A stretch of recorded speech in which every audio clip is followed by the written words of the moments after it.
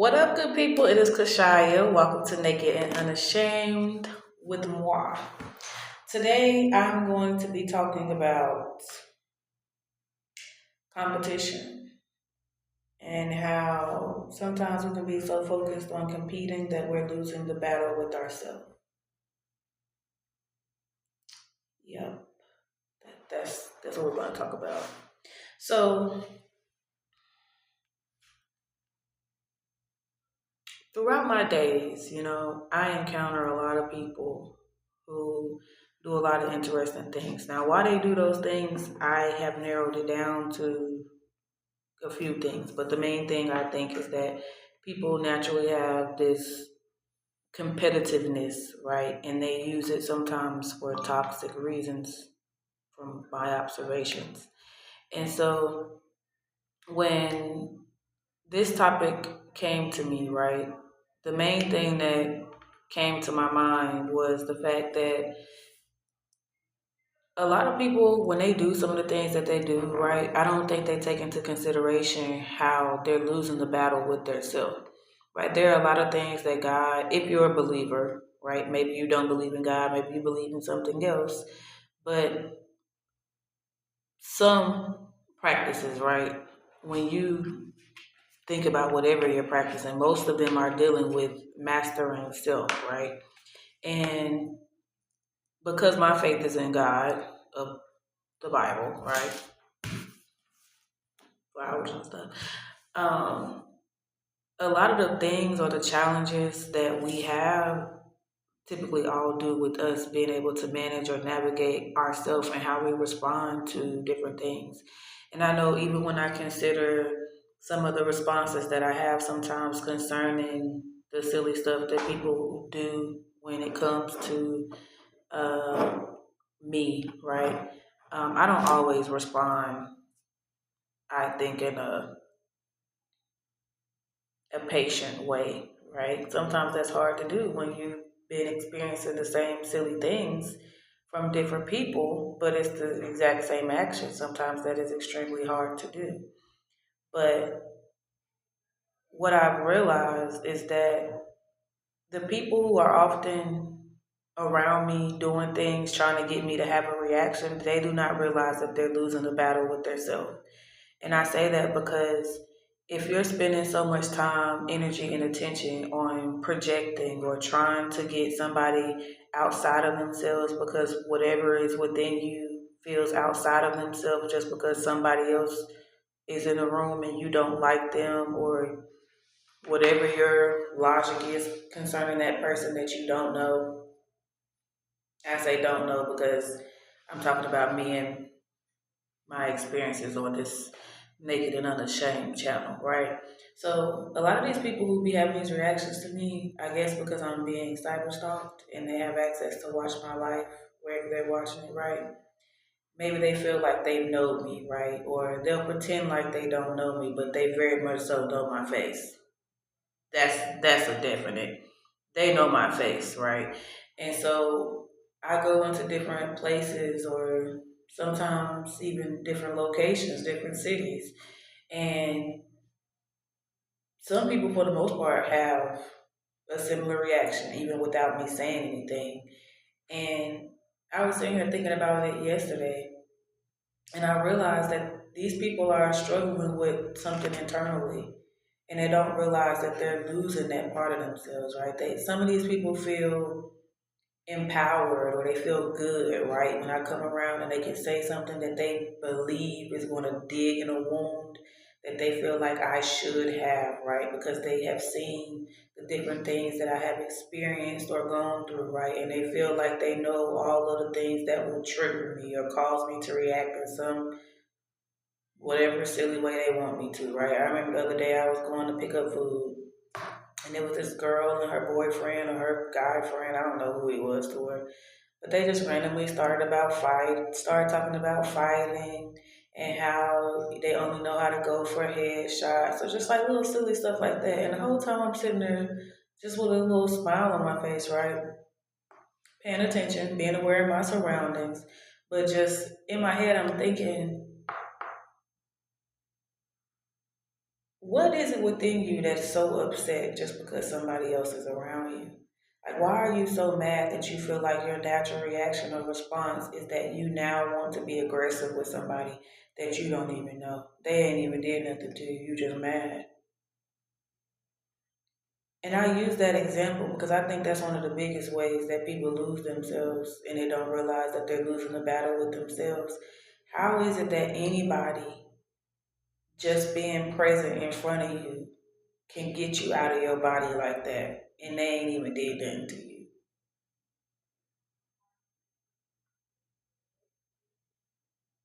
How?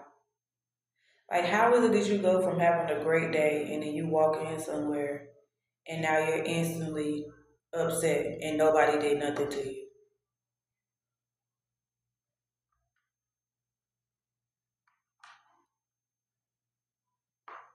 Like, when a lot of people, they may look or observe my life and try to figure out, like, how did I get this way, right? But a good bit of it sometimes is I just don't care. I've said that before, but I don't think people believe me all the time. There are some things I really just don't care about. And it's not because I'm not a caring person. It's just that sometimes the stuff that people want you to be mad about are really nothing to be mad about. And if we as people allow ourselves to always be reactionary, I will make up a word quick. If it's not a word, it's a word today. I know y'all like talking about the words that I make up or whatever. Keep carry that on because I'm gonna keep carrying on doing it too. But it's like if I reacted to all of the stupid little things that people did trying to get a reaction out of me, would that show that I have control over myself or I don't? I know some people look at it as them having respect for themselves, right? And in certain instances, I can see where that comes from or how they came to that conclusion, right? Because if you have respect for yourself, and depending on what respect is to you, right? Because a lot of things are based off perspective, right? Um, then you respond in a certain way because of that respect for yourself, right? There's some things that, of course, demand a reaction. There are some things that demand a reaction. But when you consider a lot of the things that people do, maybe simply because maybe they lost the battles with themselves that day and dealing with their anger, right? Maybe they lost the battle in themselves that day and dealing with having patience with somebody. Maybe they lost the battle with themselves and dealing with being kind and loving your enemies, right? Sometimes that's hard to do. Sometimes it can be difficult to have to spend your whole day minding your business, but knowing that other people are minding your business and they're always going to have something to say. Sometimes that can be difficult. But if I'm super focused on what the other people are doing, then that takes away time for me to be able to master myself when it comes to my emotions, right? Because our emotions are guides. They're not supposed to be our rulers, right? Our emotions are supposed to help us navigate how we should respond, if we should respond, and why we may be triggered by something, right? Our emotions are guides. They are not our rulers. And I love that I came up with that because, a ruler is a guide, but nonetheless, nonetheless, emotions are guides. They help us navigate what we need to do or how we can use that emotion to understand why we feel that way, right? We can look at the situation and say, okay, this situation brought up anger. What about the situation made me angry? How can I then go forth and experience this thing again? Hopefully not, but sometimes it's typically you will, right? Because Satan don't, it's him and his children only have but so many tricks, okay? And then when you tell them that you realize they only got so many tricks, they start creating tricks to where they think they can get ahead of how you would respond to a situation. It's kind of amusing to watch, actually. I really wish I could tell y'all in more detail some of the stuff that I see people plan, and then they act on it, and I'm just watching the board. crafty one you are. But that's also a part of like being able to master yourself, right? Make sure you're not losing the battle with yourself. And some people get so focused on competing, or they get so locked in on trying to prove a point or trying to humble somebody else, that they're losing the battle with themselves. This entire time they have made some one-sided beef with you, who you don't care to compete because you don't care too much, too deeply about maybe the same thing that they care as deeply about, to feel the need that they have to compete with you, knowing you're not competing with them, right? There's something going on in their minds, or something that they're seeing that you have, that they feel like, oh, I gotta compete, or oh, I gotta do these things to get a reaction out of you, oh, I gotta say this, I gotta say that. Because then if you respond or react, then I feel good about myself, right? Oh, I have to make myself look this way, even if it's going to tear me down, to be able to also tear you down.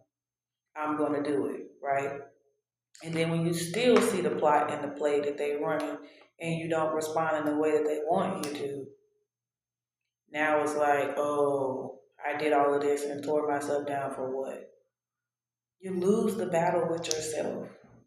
And I don't think many people realize that when they allow themselves to become partners in other people's plotting and planning to try and hurt or destroy somebody else, right? All of us are going to experience life different. We may have similar situations that we can learn from one another from, right? But the lessons that we have to learn, or the lessons that we are given, are based off how and what God is trying to produce in us, right? And so if we ever get to the point ourselves where we realize we're competing with someone that's not even paying us any attention, and we're so invested in that that we don't realize we're losing the battle with ourselves, that's kind of dangerous. Because God is not going to ask you about the person that you're competing with. He's going to ask you about you.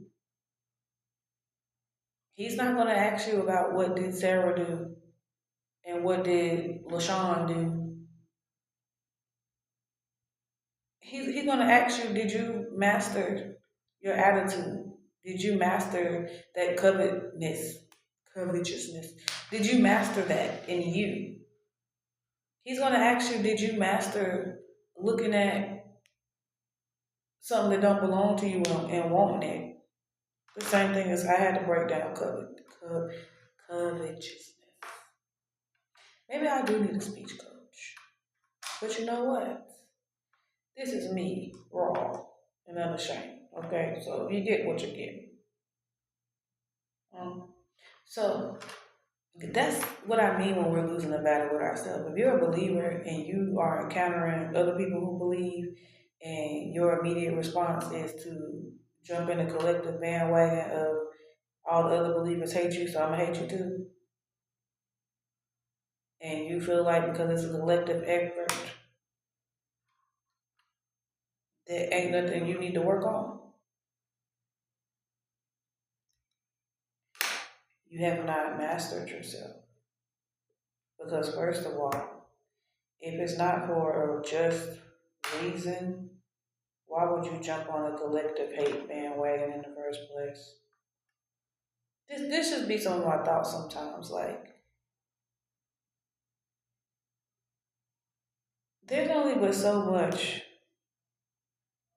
that should take place that we don't have the ability to sit and reflect on when it comes to why we're doing certain stuff. That's my perspective on it anyway, right? I know everywhere I go, there's gonna be somebody that don't hate me, somebody who feel like they got something smart to say, somebody who gonna want to say something smart simply because they don't like me. They don't even know the legit reason that they don't like me. They just don't like me. And then they be mad when you don't care that they don't like you.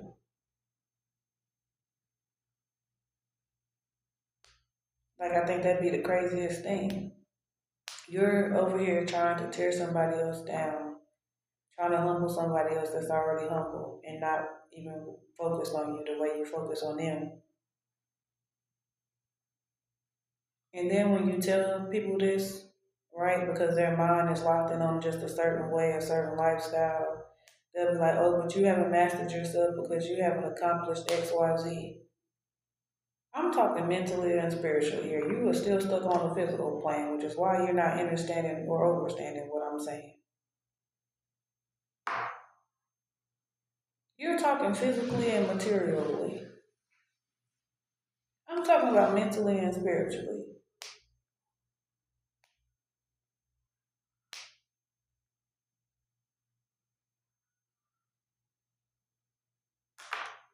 But that was just something I was thinking about. I experienced a lot of interesting things, but I share that because maybe somebody doesn't realize that they're doing it. Even though I also hold the same belief that people know exactly what they're doing, but maybe they don't know the depths of what they're doing all the time. If you're constantly focused on competing with somebody else, how are you mastering you if the focus is always outward and it's not inward?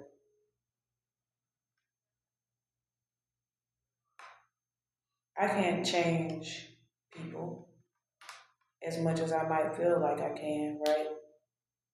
Maybe our encounters with people help them realize that maybe there's a different way or there's something better that they could do or something different that they could do, right? But they still have to take the steps to do those things, right? You can't force them to do it. They have to want to do it. But getting people to think about something in a different way, not necessarily with the intent to change their mind, but maybe to expand it. I met a Mason one time and we were having a conversation. But one of the things that we were talking about was how uh, all of us were sent here because we're supposed to be able to master ourselves or learn. I forgot exactly how he said it, but if you really think about that, and all of us got sent here because we did something wrong, and we're supposed to come down here and figure out how to correct it or get better, wouldn't you not have to go inside of yourself to master stuff and not be worried about what somebody else does or does not have to do that? I think part of the illusion that some of these societies or the principalities, right, the rulers of darkness have established is convincing us that we're always supposed to be focused on things outside of ourselves and not things internally. And so they put all of these different things in our face and they tell us, oh, we should desire this, or oh, the people that we should look up to the most are uh, the rich people, right? Rich people do this way, right? But they leave out the gory things that some of the rich people do too, right? That we've discovered in these past few years. I'm not saying all rich people are bad, right? But I'm just saying, why is it that wealth is the main indicator of someone we should follow or take heed to?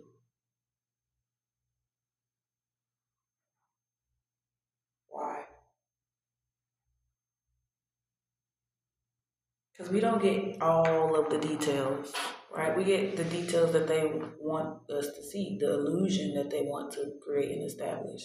But they tell us that we should do things the way that they do things because that's the right way to do it because that'll bring you wealth.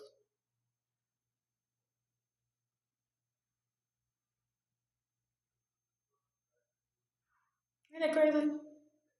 I thought it was interesting. Just want to talk about it. But my time is about up in the space that I'm in, so I got to go. But I did want to come and talk to y'all about that. So hopefully you have an amazing day, and hopefully if you catch yourself in a situation where you realize that you're slipping, and I mean slipping as in your flesh is getting the best of you, because I have those days, I have those moments. I've been honestly having them a little bit more frequently than I should lately, but I have those moments as well. I'm not saying I don't, I definitely do. But There are always indicators of ways that I can get better at mastering me, ways that I can improve on being a better Kashyá. I'm not saying we shouldn't respond to stuff because we definitely should, but when necessary, not for silly stuff. At least in my opinion. Yours could be different, and that's okay. But this is mine, and I do stand beside it. So, love y'all later. I'll catch you next time. Deuces.